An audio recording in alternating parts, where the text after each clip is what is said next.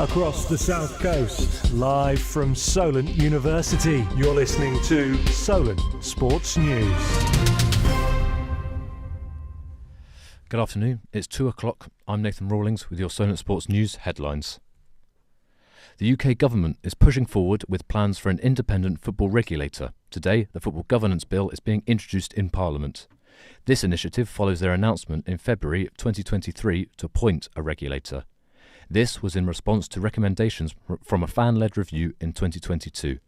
Culture Secretary Lucy Fraser says it has the interests of fans in mind.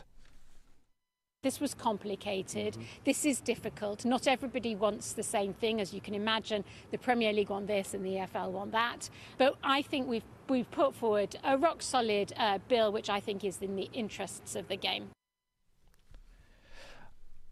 Football still, and Real Madrid have filed a complaint against referee for racist abuse. Referee Juan Martinez Munuera has been accused of insulting and shouting at forward Vinicius Jr. The club also say he deliberately left these incidents out of his match report. Nottingham Forest are likely to appeal their 4-point deduction in the coming days.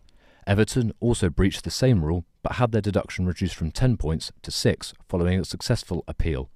Nottingham Forest has said they are extremely disappointed, with Supporters Trust Chairman Andy Cadell believing it's an outrage.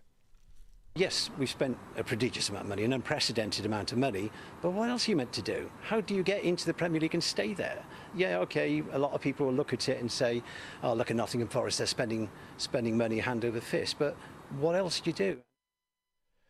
We also sent our reporter out to find out if football fans think the deduction is fair.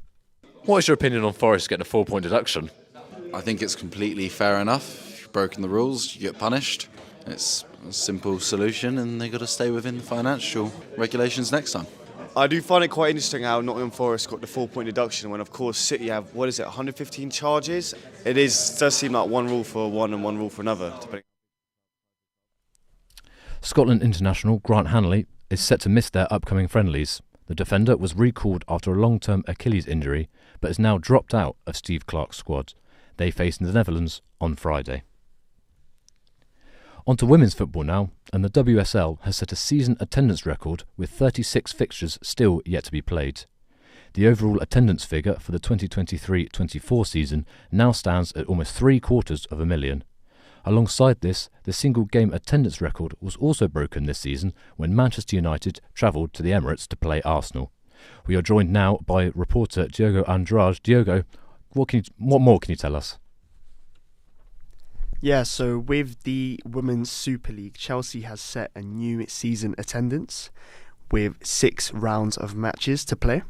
A club record of 32,970 people went to watch Chelsea's 3-1 win over Arsenal at Stamford Bridge to take the overall attendance figure for the 23-24 season to roughly 717,000. I believe the Lionesses have played a major part in the viewership increasing, and we're heading in the right direction. Perfect, thank you very much, Diogo.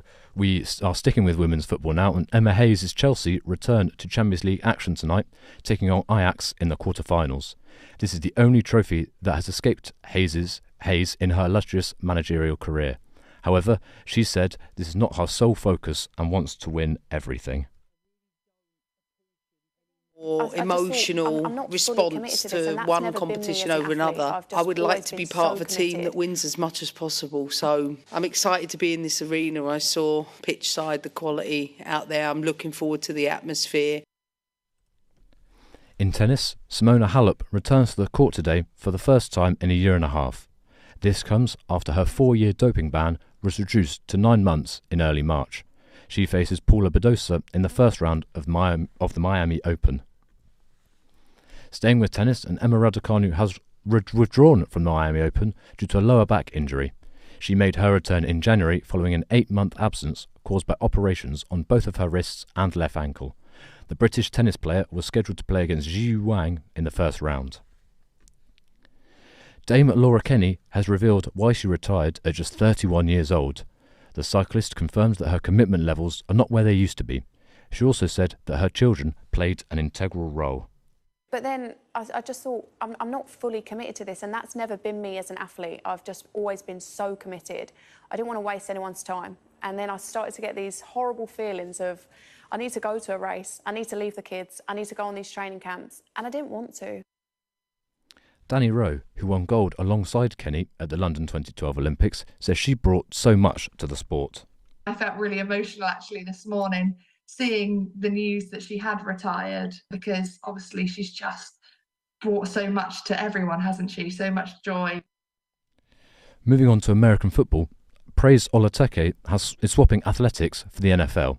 The Scottish sprinter is one of 16 athletes around the world who will join the international player pathway. He also joins former rugby player Lewis Rees-Zammit in switching to the sport. Staying with athletics, and Nicola Jurgen is ready to fight for her place at the Paris Olympics. The Scottish runner had a disappointing season, leaving her questioning her future in the sport. She's won World, European and Commonwealth Games bronze in the 4x400 metre relay. Finally, with women's cricket, England have beaten New Zealand by 27 runs.